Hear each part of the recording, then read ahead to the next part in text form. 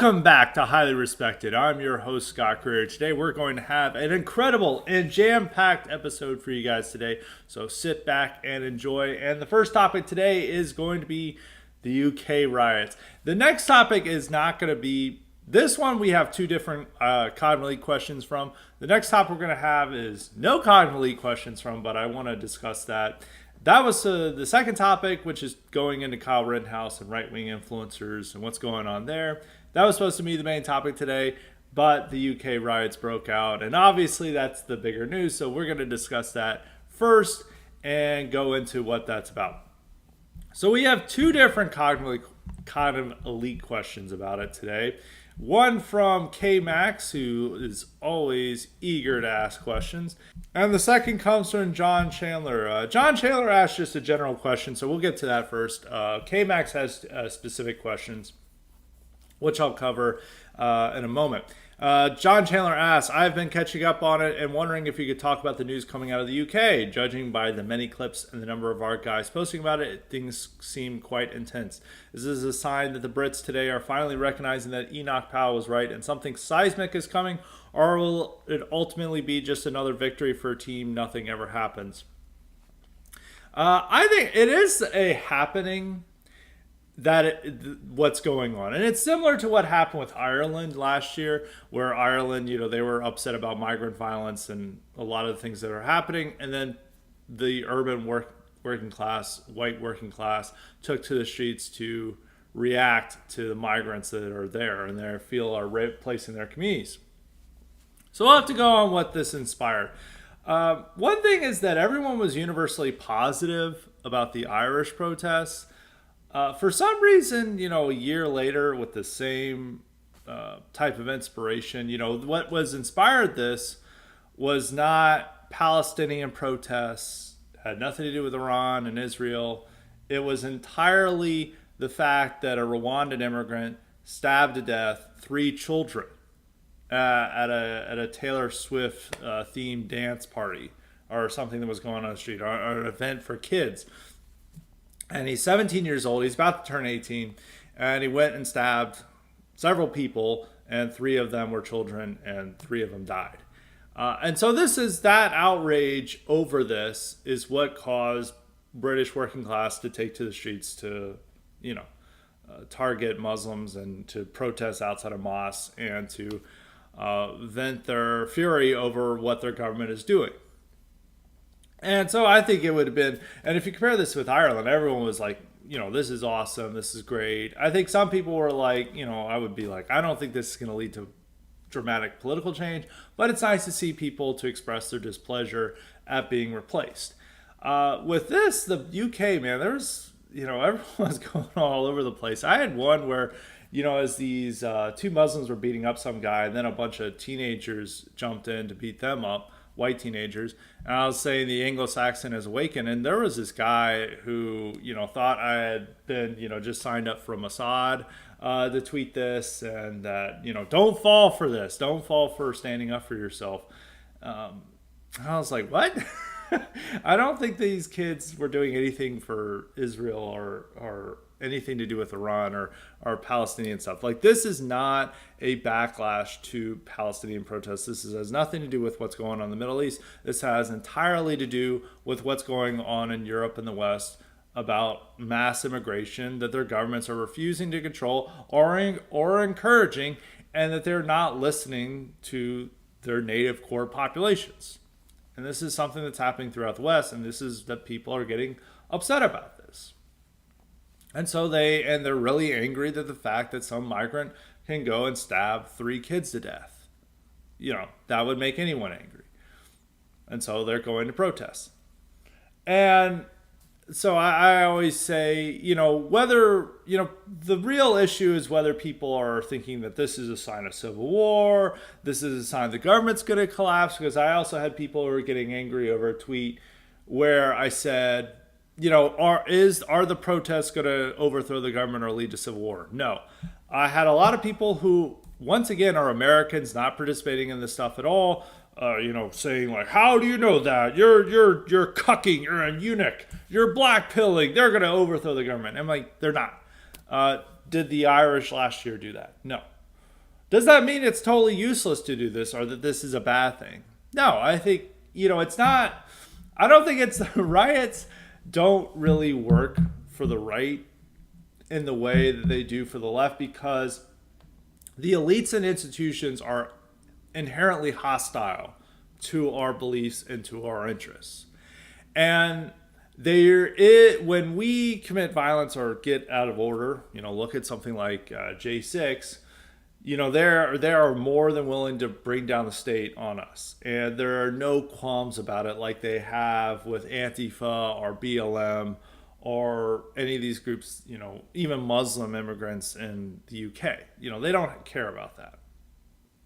They are, there's more like, oh, racial sensitivity. Oh, we don't want to harm our lovely migrants or whatever. But when it comes to white people doing this stuff, then they're willing to use absolute force. So I have no qualms about that.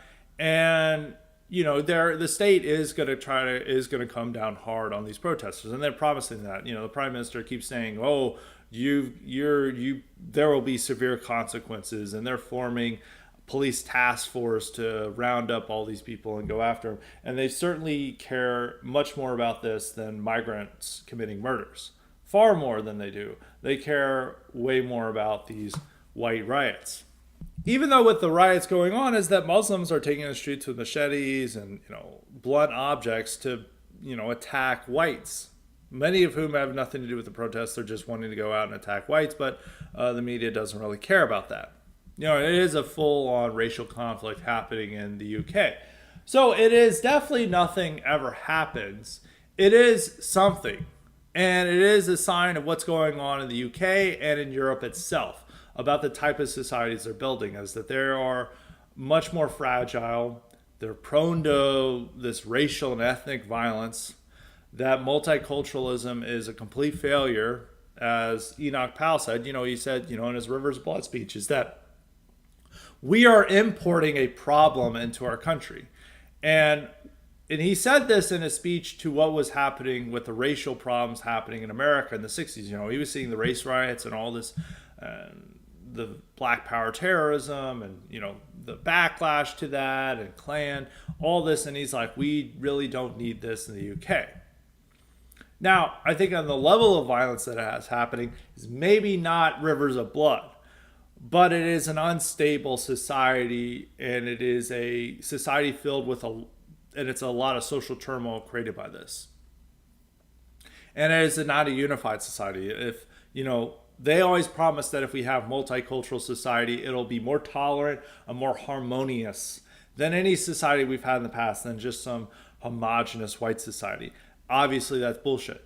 What we're seeing is happening on the streets in the UK that are at each other's throats, and they don't like each other. And these Muslims are never going to assimilate. These migrants are never going to assimilate. They don't have, even with America, even though you can argue, and as I like to argue, that there's not this type of full assimilation going on with the newer non-white immigrants as there happened with the white immigrants of the past.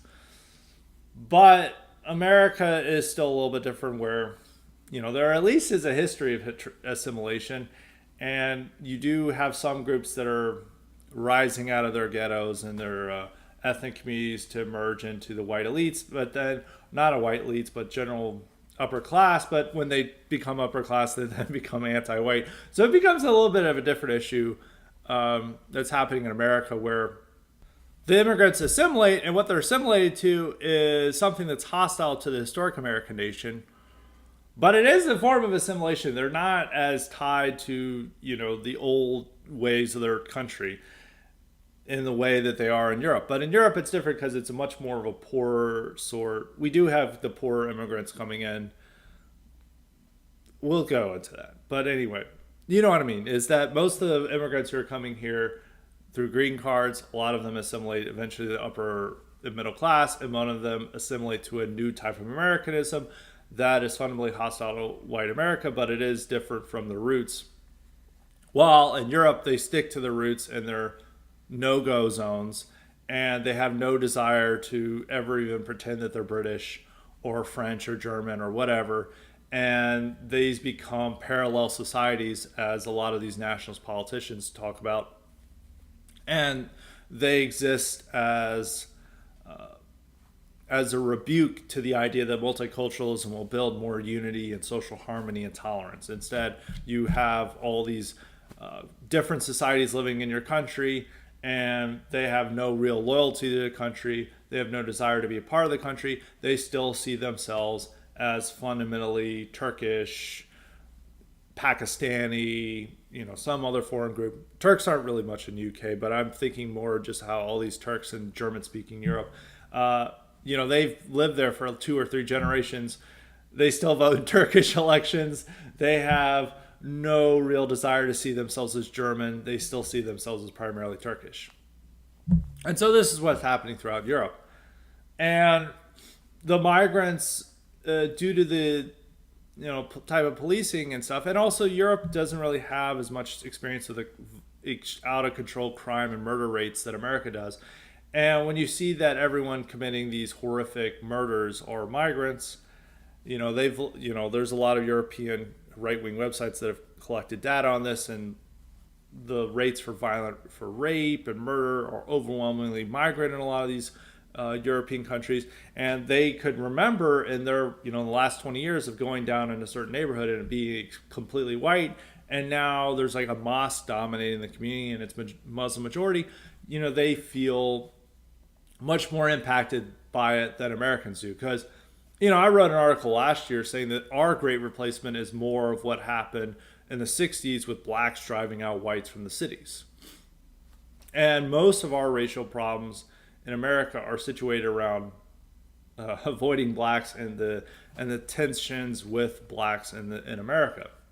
So for a lot of Americans, you would have to find like boomers, almost the youngest, who can remember, oh, I remember this area. This used to be completely white. It's like the famous scene of Tony Soprano taking AJ to see the old neighborhood in Newark. And, it's like all Italians used to be here, and then it's all black.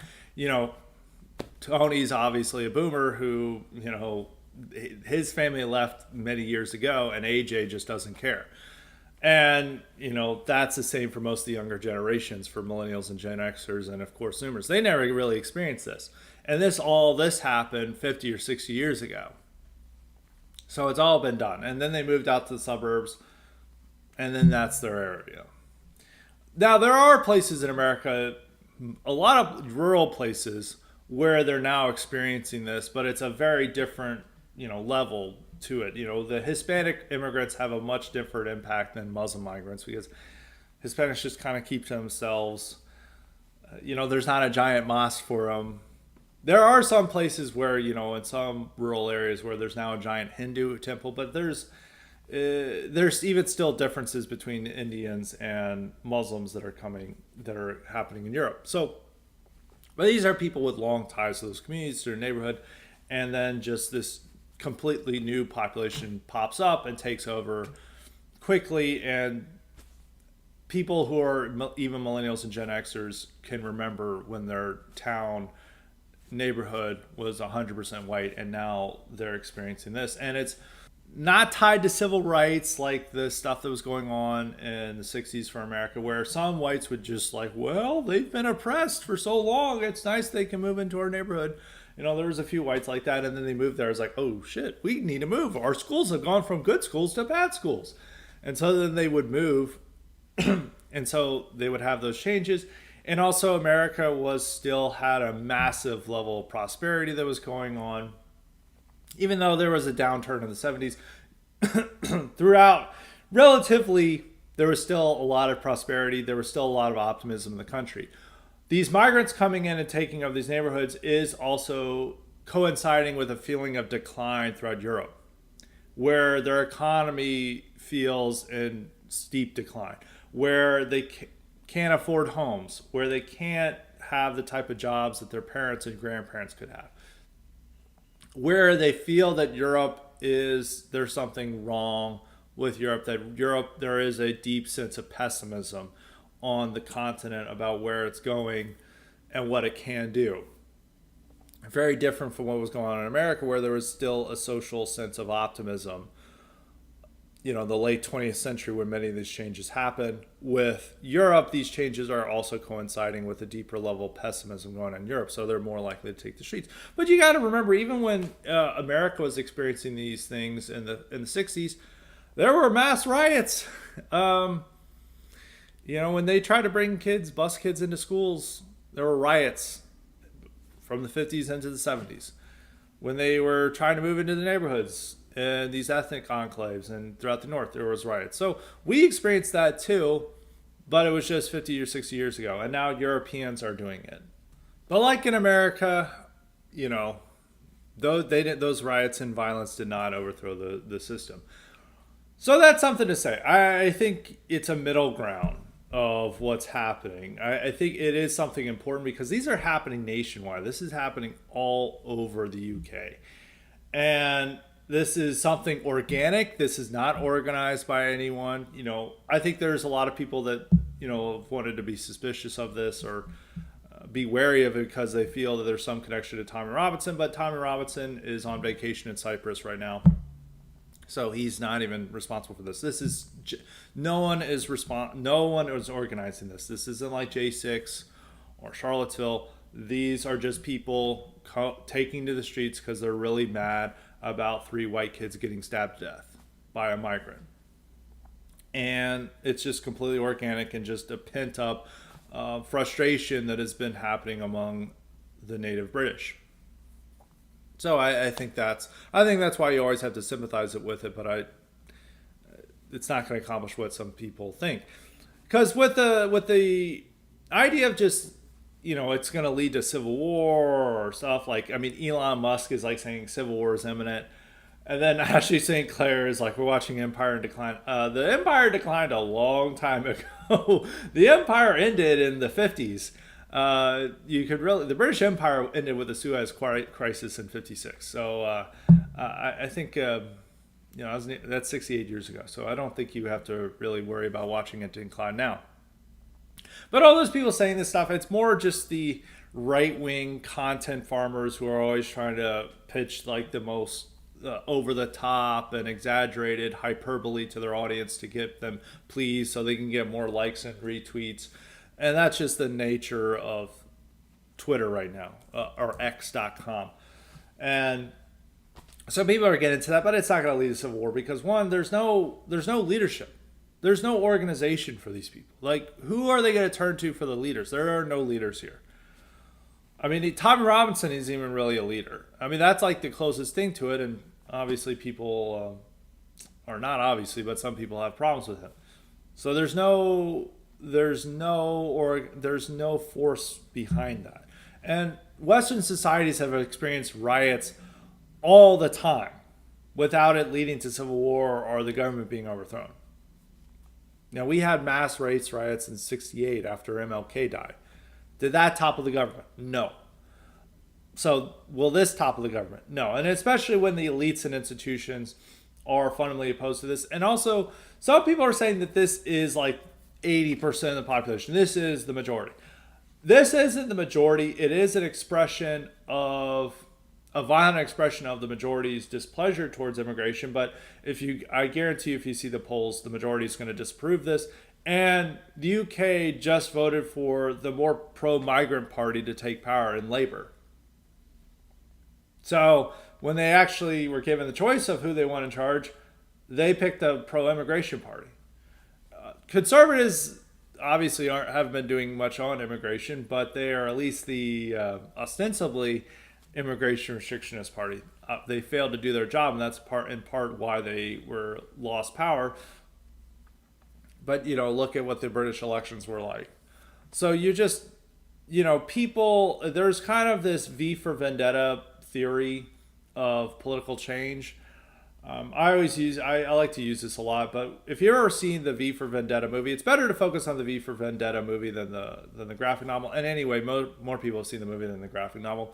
In the graphic novel, or in the movie, simply the guy with the Guy Fawkes mask is like, take to the streets. And then these people in their comfortable apartments and homes with the big screen TVs are just like, wow, the government's lying to us. We're taking the streets. And then the government's like, oh no, the people have taken the streets. I guess we're just going to have to leave power. And A lot of people think that that's how things work. Is that just the people take the streets and the government's like, oh no, we're done. Sorry, we're going home. That's not how things work. And it's not that just people who are sitting in their nice, comfortable middle class homes just one day take up arms. They didn't even take up arms. They just took to the streets. And then because the government's lying to them, that's not how it happens. It has to be a complete breakdown in society first. Something like what happened in 1917 Russia, where there's no authority anymore, there's no order. That has all been displaced, and it allows radicals, say the Bolsheviks or so, to take power. And there's a lot of other things going on there. And so, who would they even like? Let's say the government falls. Like, who would they even put in charge? I mean, you could say Nigel Farage, but Nigel Farage's party, was not even in the top two of the parties that got uh, in the last election in vote totals. So it's not quite reflecting the will of the people. There is a belief in some of our right wing circles that imagines that the people are always on our side, that the masses are on our side, which a lot of the people are. I argued this last week in the IQ Summit. A lot of the problems stem from the people themselves rather than the system. And in some cases, the people are worse than the system itself. And it's also just not as dire of a situation for some people. I mean, they are very upset about immigration, but they're not starving on the street. They're not. They know that the food's gonna be at the grocery store. They have a job to go to. They have a house. They have entertainment. They're not as completely fed up as people, starving in 1917 Russia or things that were going on during the Soviet Union collapse. That we're not at that situation yet. Nowhere even close to it for British. And when the fact that the entire media, the police, the military, business elites, everyone, even both political parties, are on the side of the government against the people, against these protesters, and even and these Muslims too, taking the streets with machetes. That doesn't signify the necessary amount of organizing force to take it on. I mean, you could just see what happened in Ireland. They didn't overthrow their government there. So this is just not how things work. I think the thing you have to realize is that Western countries are very stable at this moment, historically speaking. I mean, even you can go look at 20th century history with some of these governments, and even with some forces that were wanting to overthrow the government, like the French military at various points in the 20th century was willing to contemplate an overthrow of the French government. During the Algeria crisis and all that, there were serious plans drawn up by generals to overthrow de Gaulle. And guess what? De Gaulle still stayed in power. And that was like a serious, institutional force that was considering breaking off. But even in that case, it didn't happen. So my point is it takes a lot more than right-wing content farmers to say it's over, it's collapse, civil war is imminent for these things to happen. Our societies are way too prosperous and stable, and the central authorities are too strong for there to be a civil war in the near future in any of our societies. I think what you're going to have is you're going to have these low-level racial conflicts of race riots and semi-type of gang warfare. I don't, the government's going to come down harder on whites than anything else. So I don't think you're going to have white gangs in the same way that Muslim protection groups are emerging, because obviously the government come down and arrest them and send them 20 years to jail for even thinking about starting something like that. But you are going to see much more of these type of organic riots just break out over crimes and murders, and then that's going to increase support for nationalist parties, and that is more the change you're going to see. I think you could see change where a nationalist is elected president in 2027 in France. You could see the AFD at some point welcomed into government. Maybe the CDU realizes they can't form a government without the AFD, and then that's a big sea change that happens. It's more these incremental changes that are going to happen, which these protests carry forth and push forward because they're expressing a lot of what the masses feel, even though the masses don't side with the violence. They do agree, a lot of the majority. This is, and it's a little bit different from what's going on in Europe. I do think that there is more of a silent majority in Europe that agrees with the right and right wing ideas than more there is with in America. America just more complicated picture. But that's for another podcast. For Europe, it is there is this, but they fear that to express these views because there's much more consequences for this. They can be arrested for a Facebook post. They can be, they can be hounded and have the police breaking down the door simply for voting for AFD. They have a lot more to worry about, but they still, despite the consequences, despite the state oppression, they still agree with what the nationalists are saying. They're just still tepid about it and timid about it due to the social consequences and the legal consequences that can happen for them supporting these measures. And this is even true in the UK, even if the elections aren't quite showcasing the results. UK has a bit of a different election system where it makes it far harder for a third party nationalist party to get seats and to gain power and gain influence compared to Germany and some other parts of Europe. I'm going to jump in and bring in K-Max's question for this. K-Max asks, UK riots, what's going on there? He says, we're covered by British press like BBC and The Guardian as the Muslims are the victims and the British are the perpetrators. I don't think Muslim press like Al Jazeera hates white people and loves Muslims as much as the BBC or Guardian do, as supposedly British journalists representing the press. In your view, Scott, will this change how the British view their press and government? Further, right populists or nationalists have been doing better in other parts of Europe, including France. Will this happen in the English part of the UK, a new nationalist party in their elections? I think people are already turning against the press. But one thing you have to notice is that the tabloid press is different from the BBC and the Guardian. Daily Mail is all over the place because Daily Mail is almost the most racist publication, and the Sun and the Mirror, they also similarly reflect that. And there's one other tabloid, I think that's big, that reflects this as well. And even the Telegraph, which is like a respectable conservative outlet, is much more right wing than like National Review, or at least their opinion pages, because their opinion pages are like Germany is over due to immigration, and even National Review would shy from that. Their tabloid press is much more racial, but then if you read the Daily Mail's content, they're all like anti-riots, and it's like your whole readers are like supporting the riots because when they cover migrant crime, it's definitely or grooming gangs, any of these sort, they're definitely pushing them. I think there's already that suspicion of the BBC, Guardian, and the major media outlets that are covering this stuff.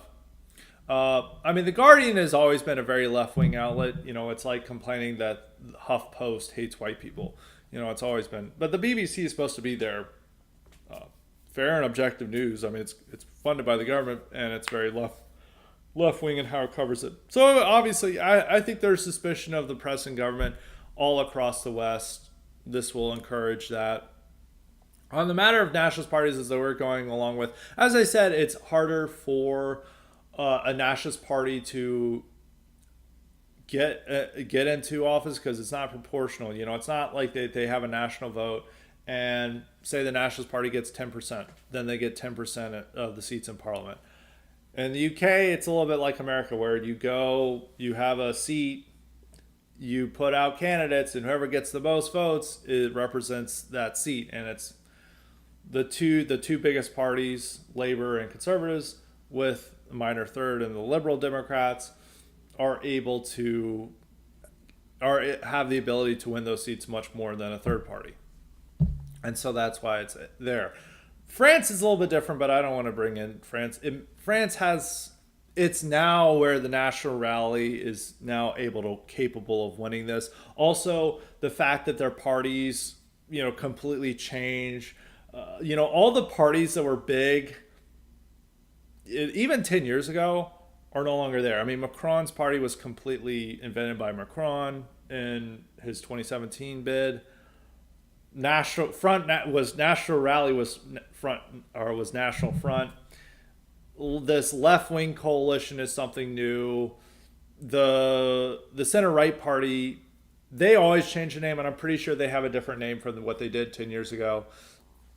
So it's all very different than what's going on in France. So there's more of a change and more of a willingness to vote for the third party. But conservatives and Tories have been around forever, and or not the conservatives and Tories, they're the same party. But the Tories and Labor have been around forever, and just people stick to it like people stick to Democrats and Republicans here. But there is more opportunities for a third party to win there than in America because you're not having to spend $5 million on a congressional race like you are here, and generally there are more opportunities. I think that this will help create a nationalist party, and there are ways that they can gain power. Maybe that they are the fact that the Nationalist Party won in their parliament is a big change because that was always tough for all these other third party nationalists throughout their time, even with UKIP. I'd have to even look if UKIP even won in the parliament. They were primarily winning in EU seats, which is proportional, and thus if they win 10%, they get 10% of the seats in EU. Works differently with parliament. In any case, I think there's so much dissatisfaction with the conservatives, and conservatives have such bad leadership that a lot of their voters are going to be turning to reform.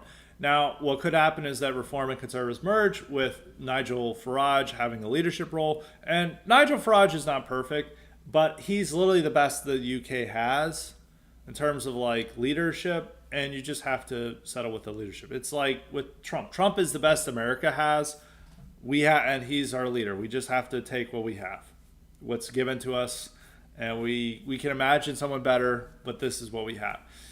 And so there could be a case in this decade that the conservatives keep suffering defeat after defeat, and reform keeps gaining in seats and in popularity, and eventually the conservatives cave and agree to some type of merger with Farage in power, or just reform begins to take over that space that has been occupied by conservatives. Like, say, there are very popular conservative politicians who then go over to reform because they realize that the conservative party is hopeless. There's a lot of things that can happen. I think Britain is going to have an interesting political situation. I think one thing I didn't cover earlier on is that the UK, even though I'm trying to give you hope about this, the UK has a lot of big issues that some of the other European countries have, because they do have this problem of devolution of power. And if you guys listen to my Late Soviet America podcast last week, you'd know about devolution of power is that the Soviet Union collapsed in part because Gorbachev began signing off more power to these local republics. And it's like, oh, you guys can elect your leaders and all this stuff. And then all the local leaders are like, oh, we're no longer obligated to our power to the Central Communist Party. We're now loyal to Estonians or Ukrainians, and we're going to try to split off from the USSR if it becomes weak, and that's what happened. If the UK really goes down the tubes, a lot of their parts, because you got to remember, it's not just one country. It's like these multiple different parts. You got England, you got Wales, you got Scotland, you got Northern Ireland, and they all have their own representational bodies. Wales, I'm pretty sure, does. I know Scotland and Northern Ireland do. And yes, Wales does. I was just just needed to double check on that. So they all have it, and this is similar to what the Soviet Union is, that they were, devolving power to this, and that they have their own representational leaders and bodies, and eventually, they just decided to break off. So if the UK really goes down the tubes, massive economic decline, more race riots and all this stuff, and all these parts would say, well, you know what, it'd be better, and they're also out of the EU, and they're like, why don't we just split off and then we join the EU? And with Northern Ireland, Catholics now outnumber Protestants, and the large goal of Sinn Féin, which is in power in Northern Ireland, which is the biggest party in Northern Ireland, is to reunite with Ireland. And they could have a referendum that succeeds, and then they join Ireland, and then thus they join the EU. And with Scotland, Scotland had a referendum on independence 10 years ago. UK says they can't have another one, but if there's a further weakening of power and the Scots just decide to have a referendum on their own, you know, I don't know how. And the EU may want to support that because Scotland promises if they get out of independence, they'll join the EU. And then America may say, like, well, we're staying out of this. And really, the only one trying to keep them in is England. It's going to be a lot difficult because if you look at separation, if you look at what was happening with Catalonia a few years ago in Spain, there, the EU fully backed the Spanish government to go hard on Catalonian separatism. They sent in riot police and to just crack skulls, and the EU was fully behind it. And I think America was, gave a thumbs up or just said, we don't care. You can do whatever you want, Spain. With Scotland and England, if the EU really wants Scotland to join, and America just shrugs its shoulders, no one is going to back the tough measures that England or what remains of the UK to keep Scotland in. And so you could have this total breakup of the UK and there's no more UK anymore. Maybe England and Wales still stay together, but you could see this in the next 20 years. And I don't know what would happen in that case. I think England would be a much more right-wing country. But it wouldn't be a very powerful country, and maybe it would try to join the EU, or maybe it tries to join the US. I don't know what could happen there with England, but that's like some things you need to see is that UK is going to have a very chaotic near future, and what these riots represent is a part of the decline in their country. But the thing is that these parts of the UK clamoring for disunity and separation would encourage the right in the UK throughout the UK. First off, the most loyal part to the UK and right-wing party is the DUP in Northern Ireland, and this would really, if the Sinn Féin and the Irish Nationalists began like, we want to reunite with Ireland, they would get worked up about it. And this would also maybe encourage support for further right reaction. In the same way that was Catalonian separatism really encouraged the right in Spain. There would be a right-wing backlash. And then you could have you could see there is a positive side that could happen, that you could see a conservative authoritarian government that promises, strict immigration restriction while clamping down on separatist sentiment within the UK come to power. And maybe this might encourage it, that this type of chaos could lead to a much better government. That is the possibility. You could also have another terrible possibility, which it leads to a left-wing authoritarian government that does nothing about immigration, but really clamps down on separatist sentiment and then really goes even harder against racial sentiment in the UK. Because you have to remember, in the UK, they arrest people who criticize black soccer players. And of course, we're calling it soccer because this is America. It is soccer. It is not football. Football is something played by the Pittsburgh Steelers and the Detroit Lions, not by Manchester United. So this is what we have. You could have that case. Nemitz, friend of the podcast, some people don't like Nemitz, had a great take saying that the UK is also the most likely to break apart, and the most Western state to break apart, and also the most likely to have an authoritarian government come to power due to all its problems. And I think that is very true that you're seeing. You do have the possibility of possibly a right-wing authoritarian government or a left-wing authoritarian government emerging, because and whether it's coming from the left or right, they're going to have to deal with the same problems. They're going to have to deal with immigration. They're going to have to deal with the calls for independence and separation. They're going to have to deal with the complicated relationship with the EU. They're going to have to deal with a complicated relationship with America. They're going to have to deal with the fact that Britain is no longer a great empire. And all these things are coming to the fore and are represented by what these riots, race riots that are going on in the UK right now.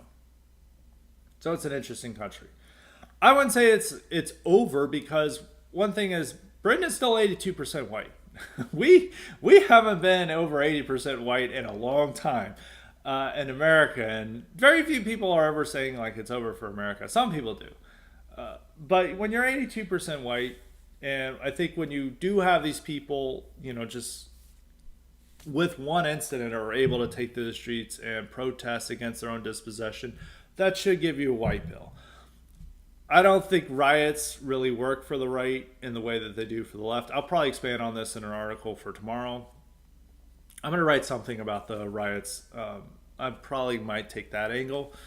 Don't hold me to it. No, it might take a different angle. But I still sympathize with it, and I still with the sentiment under animating it and motivating it.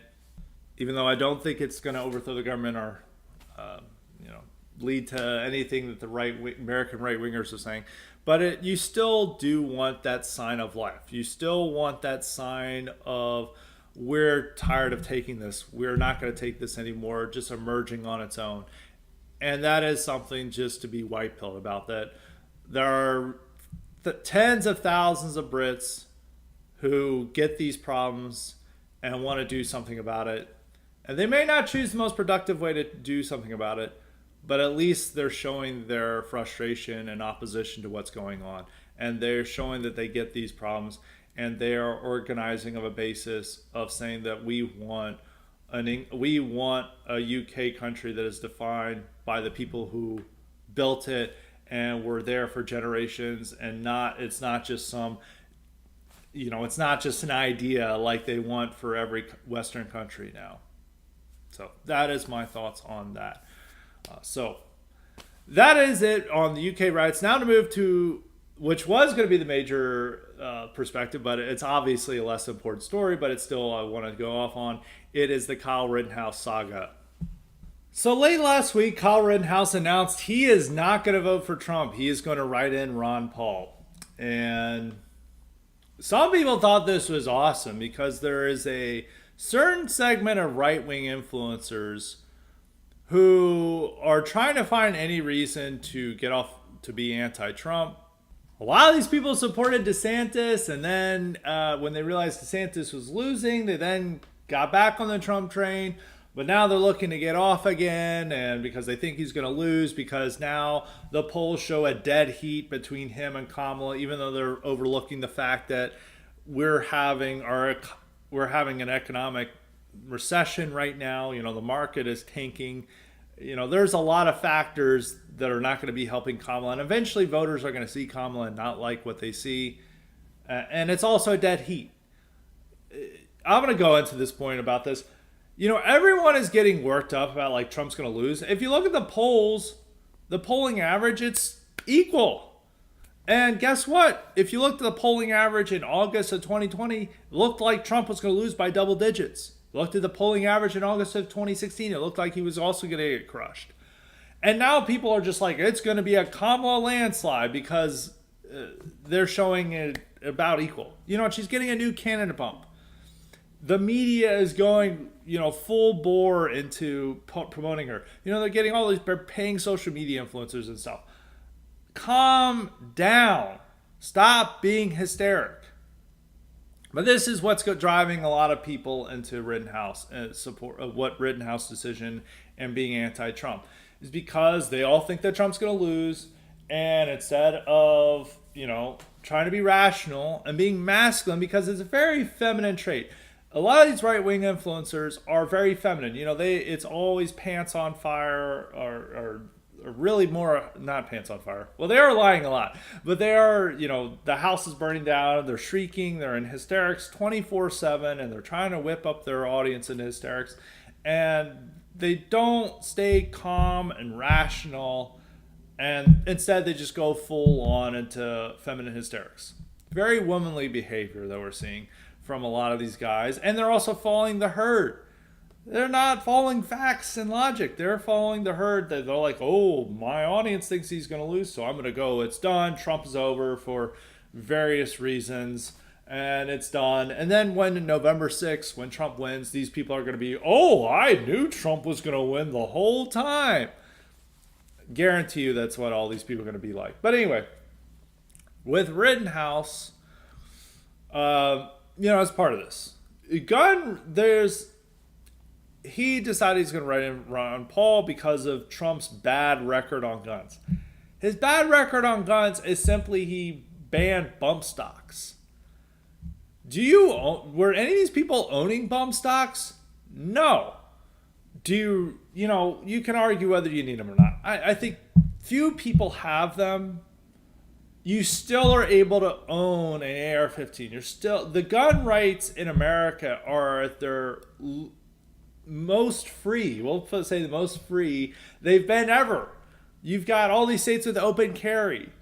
It's never been easier to own a firearm in America. And let's put this in perspective. The other side promises an assault weapons ban. Kamala just last week said she's going to do this. She's going to try to pursue this. Unlikely to do so, but Democrats are saying, we're going to take your guns. And they're promoting red flag laws and a lot of other crazy stuff. Trump is opposed to all that. But the gun rights group are a lot of these gun tubers because they're very disagreeable people. They want to find any reason, particularly gun rights people. I mean, because a lot of them have gotten into libertarian mindset, which you've seen in growing with the gun rights movement over the last 10 years. Because I remember, gun rights movement, in the early 2010s, and they were all very right wing, more open into racial ideas and a lot of other things that other parts of the right wing movement would not be into. Gun rights is.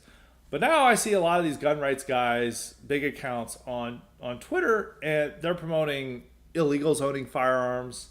They're soy jacking anytime like a Black Power guy has a gun. They're soy jacking over Antifa owning guns and trying to intimidate right wingers with.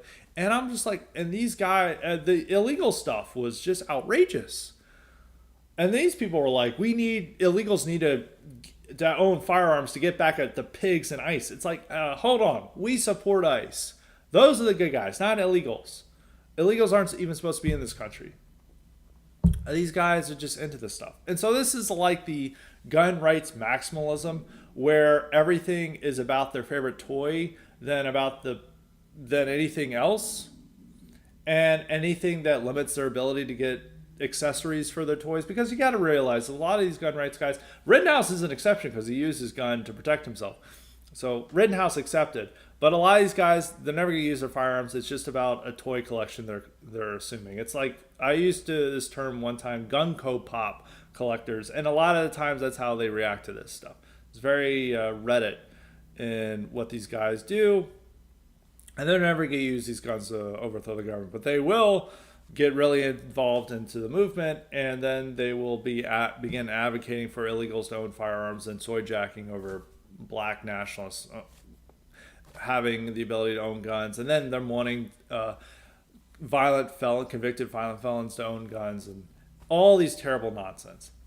And they avoid the bigger picture.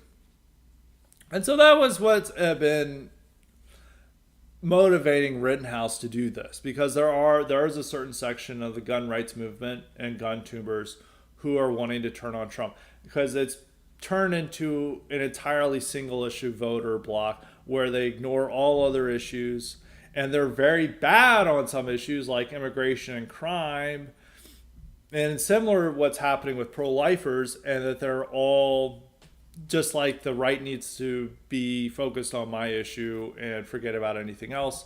And if you have any minor little discrepancy on my issue, I'm going to help the other side win, despite the other side being a complete opposite of what I'm about.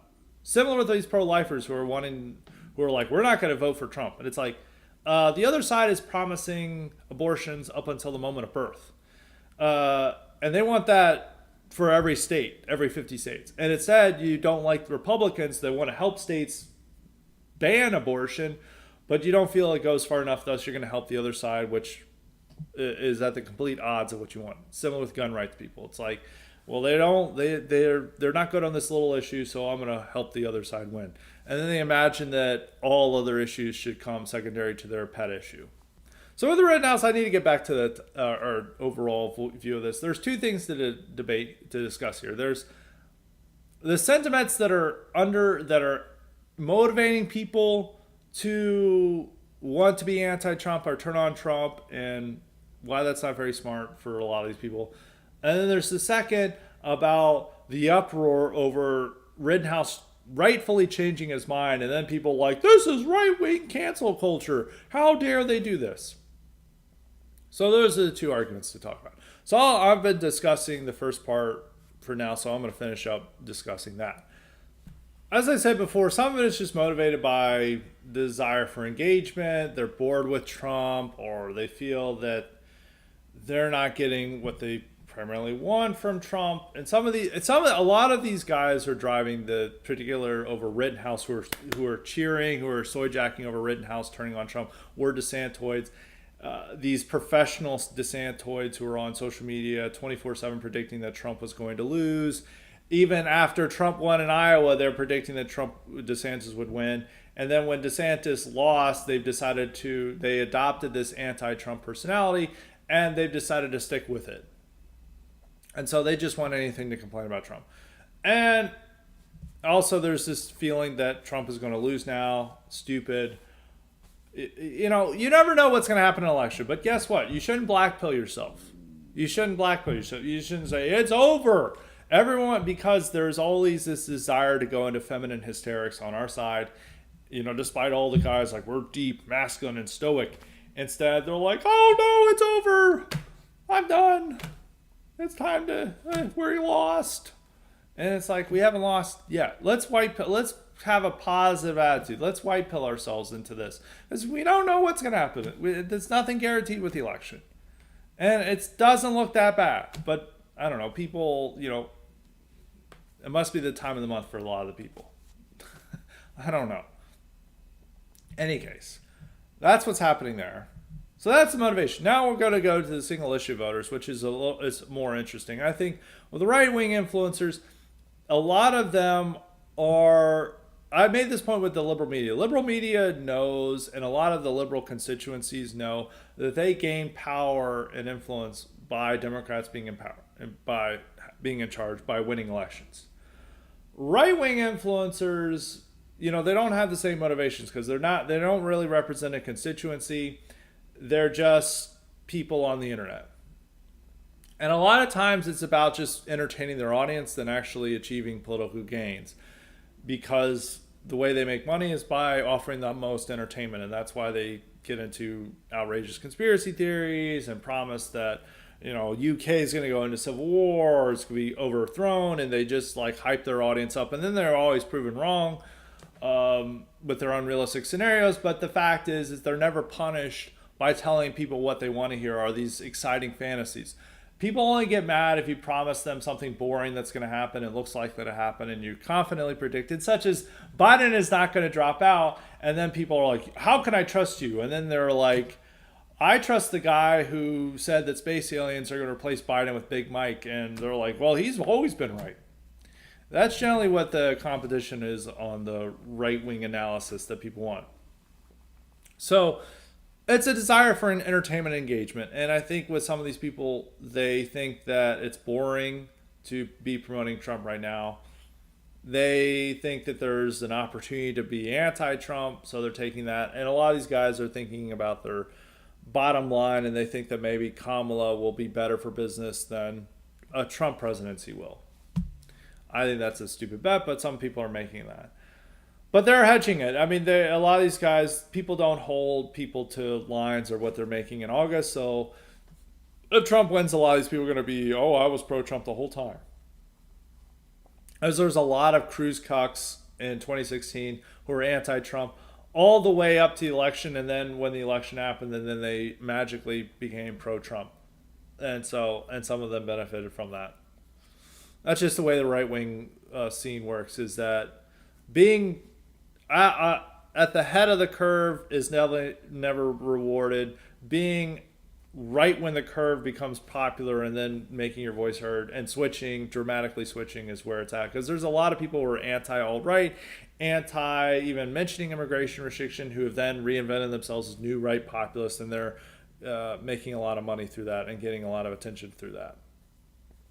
Any case, that's kind of the motivation at work for people who are wanting to be anti-Rittenhouse. But then there's the single issue voters of these narrow constituencies around pro-lifers and Second Amendment people who are, for some reason, more willing to be anti-Trump, which doesn't make much sense. It also shows like the idiotic incentive or idiotic motives and how a lot of people on the right just don't get politics. With the left, with organized labor and their various constituency blocks, the Black Caucus and Hispanic Caucus and all these different blocks that are in there and the LGBT movement, all these people, they understand that everything is better with Democrats. They might not get everything that they want, but the only way they can advocate for their side is with Democrats. Republicans just imagine something else, especially with these single issue voters. They imagine that a third party will just be solely focused on their issue, and then they can have supreme gun rights freedom or a country where abortion and birth control are banned thanks to this third party. That's the type of motivation. But it's just idiotic because both pro-lifers and gun rights groups have achieved the most victories of any other interest group within the right-wing coalition in recent years. As I was saying earlier, gun rights it's never been easier to own a firearm and carry around a firearm in public now than ever before. You can look at the transformation of gun laws. I mean, they're, compared to 30 years ago, they were far stricter. Now they're far more freer. And this is due entirely to Republicans passing laws and advocating for gun rights. And also, they have defeated every gun control measure that has come before Congress. Major gun control restriction. There's been a few that they've tried to pass, but most of them have been shot down. And there would certainly be a lot more gun control measures if it weren't for Republicans. But all these gun rights guys are just like, oh, screw that, I'm voting libertarian. It's like you're basically voting against your own rights and your interests by going against Republicans after they've delivered you several victories. The patronage here and the sheer level of ingratitude is just to flick them off and say, go screw yourself, I'm going to vote libertarian, which is just it's just owning themselves. It's the same with pro-lifers. Pro-lifers achieved a major victory solely due to Republicans. They're now able to restrict abortion in America. They weren't able to do that pre-2022. And guess who made that possible? Trump and Republicans. But due to the fact that they feel that there's an insufficient level of support for their cause, or that they want it to go further despite widespread public opposition to their stance, they've decided that, we're going to turn against Republicans. We're going to withhold our vote, despite the other side being completely pro-choice, pro-abortion. And so it's like you gained victory. These single issue blocks, these constituencies, gained victories, tremendous victories, and then the only thing they can think about is trying to figure out how to make their own side lose, because they're getting too cocky. They feel that everything is secondary to their own interests. And gun rights, it's more ridiculous because they literally are getting everything. There's just one minor thing that most of them don't own that they're upset about, and they're just looking for reasons to just be anti-Trump within their own little narrow sphere. So it is like part of this is that the single interest lobbies and constituencies are not proving to be very effective in getting out the vote and supporting Republicans to make them in power. They're instead just looking to, piss in the punch bowl as much as possible, which doesn't make sense for politics. And it is shows why right wingers are not as effective in wielding political power and achieving their objectives, when this is how our most powerful lobbies some of the most powerful lobbies within the right wing coalition act when they achieve victory, but there was some minor little thing they don't get. So it is something ridiculous, and I think this was what was motivating Kyle Rittenhouse. But the gun rights movement, if it turned against Republicans, that would be the dumbest thing possible, because then gun control would happen. It's the same with pro-lifers. I mean, if they get out of the Republican coalition and they say, we're no longer loyal Republicans, we're not going to vote for you, Republicans are going to change their mind on this issue, because Republicans stand up for gun rights, and stands up against abortion on the perception that these people are loyal Republicans and are people that are worthy of having their interests heard. When these people announce that they're no longer Republicans, and after achieving all these victories, and they're flicking off the Republican Party and Trump, the Republican Party is going to respond in kind and move to a position that is not going to be in their interests. So, and neither of the side represents a silent majority, which they both want to pretend they do. So that's just something there. Now on to the point of whether it was right for all of the right to dunk on Rittenhouse. It was 100% right, because there are too many influencers who are looking for an avenue at the time that we're in a critical election where Kamala is dramatically opposed to all of the interests that we care about, and would be a horrible president. There is a number of right-wing influencers who want Kamala to win, and you're seeing a lot of these influencers who are just going against the message that we need right now, who are doing this for their own disagreeable reasons, or they're just too contrarian or whatever. And that's what's at. And there's people who are like, we need a fair dialogue about this. It's like, look, people are pissed. People don't want Kamala to win. They want Trump to win.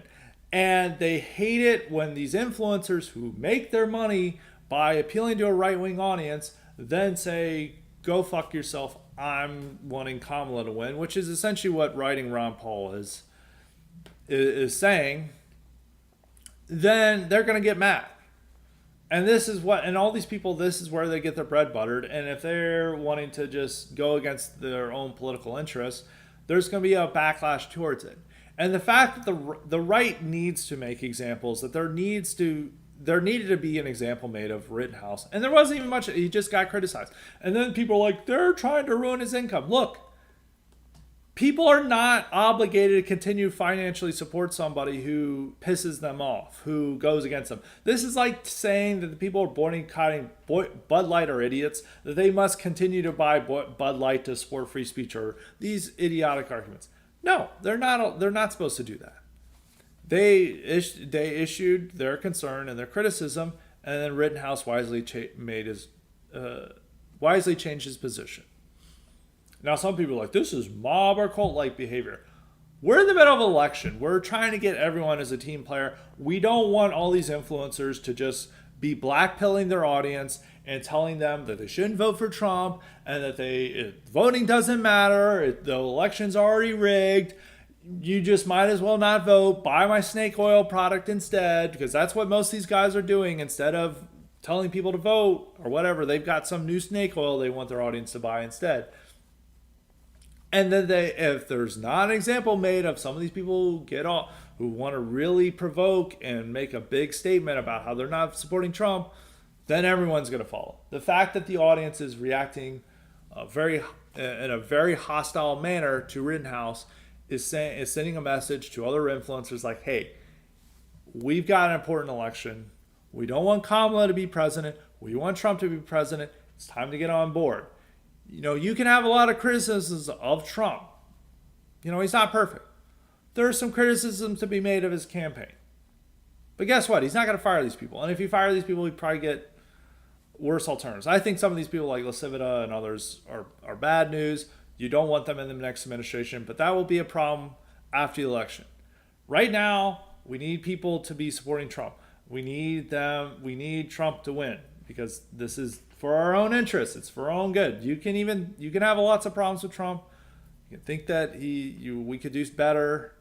But guess what? He's what we have. And we've already, and this the worst things get better. We'll send a real message to the GOP if Trump loses. No, the message if Trump loses is not going to be he needs to be more pro Second Amendment. He needs to be more anti-abortion. He needs to be more anti-immigration. He needs to be more anti-crime. All these things. He needs to be more identitarian. The main message is that the GOP needs to be more liberal. That is going to be the message. It is not going to be he needs to be more right-wing. And so all these people, you'll send a message. It'll be from the moderates and the cucks, not from the right-wing people. And that's what the GOP is going to move in a direction. It's going to be in a move away from America first, away from nationalism, more back into their pre-Trump mold if Trump loses. So you're also, once again, owning yourself for no reason. So you need to get people on board. And I think that you can make constructive criticism of Trump. I mean, I think when he made that staple green cards diploma, that was deserving of criticism. There's a few other things that deserve criticism. But the main thing is right now, we got less than, I mean, I was having to do some math here. We have 3 months till the election. It's time to be white-pilled and positive and want Trump to win, especially, and, for Anons and others, they can make their criticism, but there's too many people who want to make their personality anti-Trump in the lead up to the election, and I don't know, for really idiotic reasons. And it's good that the audience, a right-wing social media audience, had enough of this, and they turned on Rittenhouse, and then that sent a message to other right-wing influencers that this is not the time to be, idiotic. It's Trump or Kamala. There's no Ron Paul option. There's no little nice individual option that you want to be a special snowflake.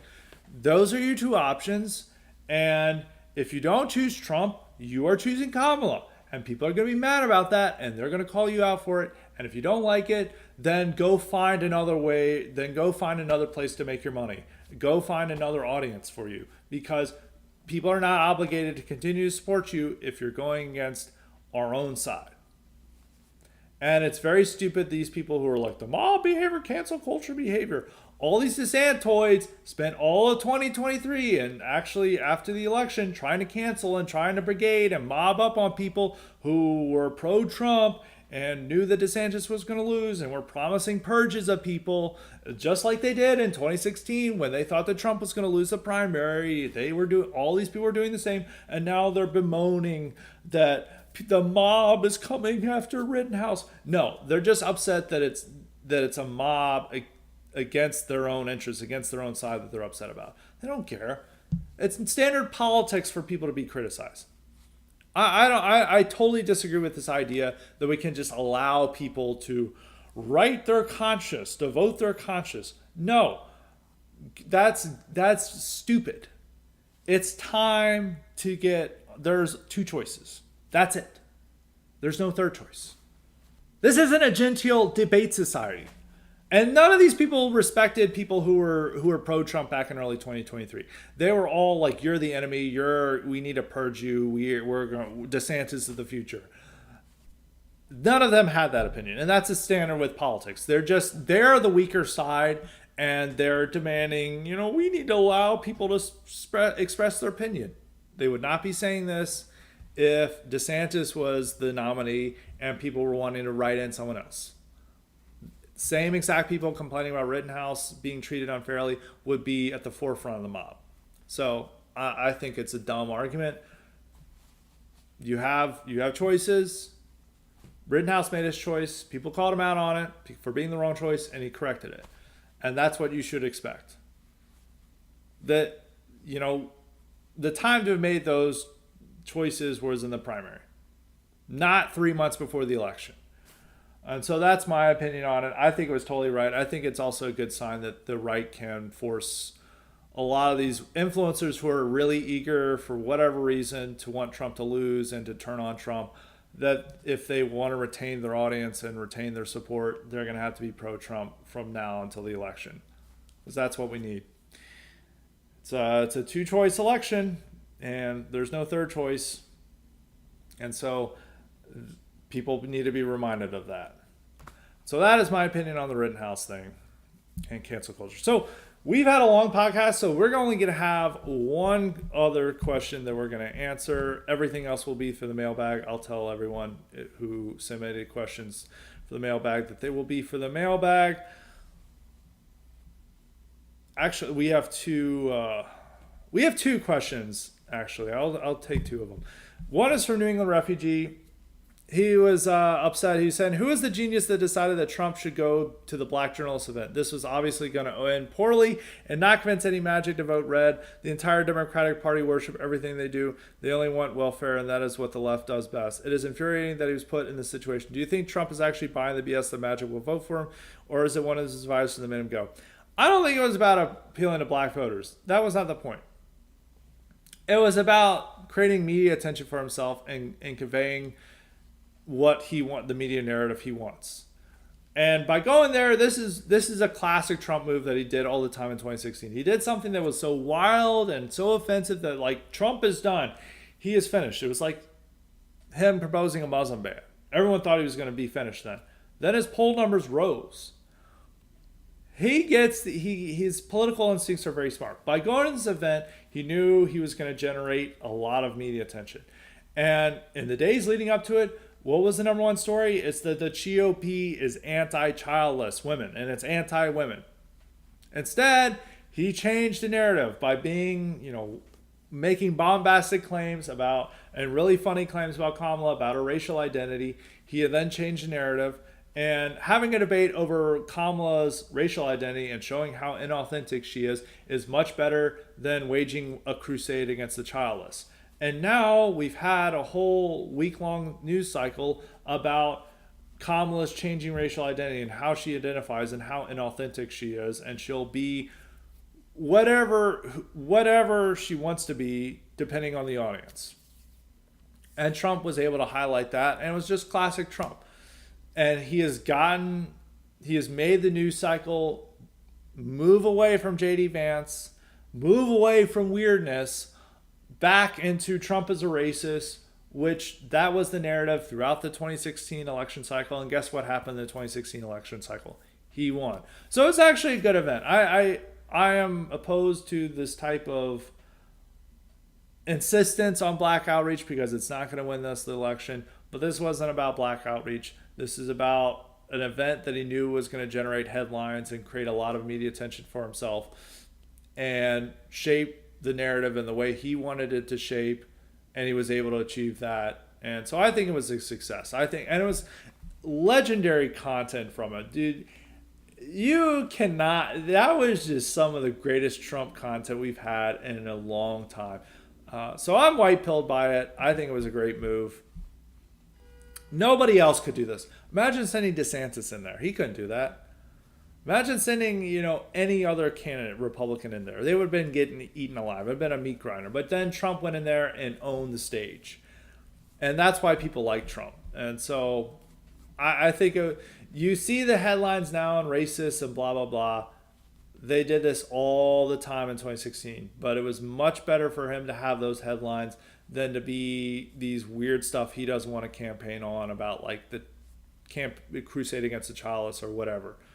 Now it's focusing in on the issues he wants to focus in on, and it's about showing that Kamala is a fake and inauthentic and isn't.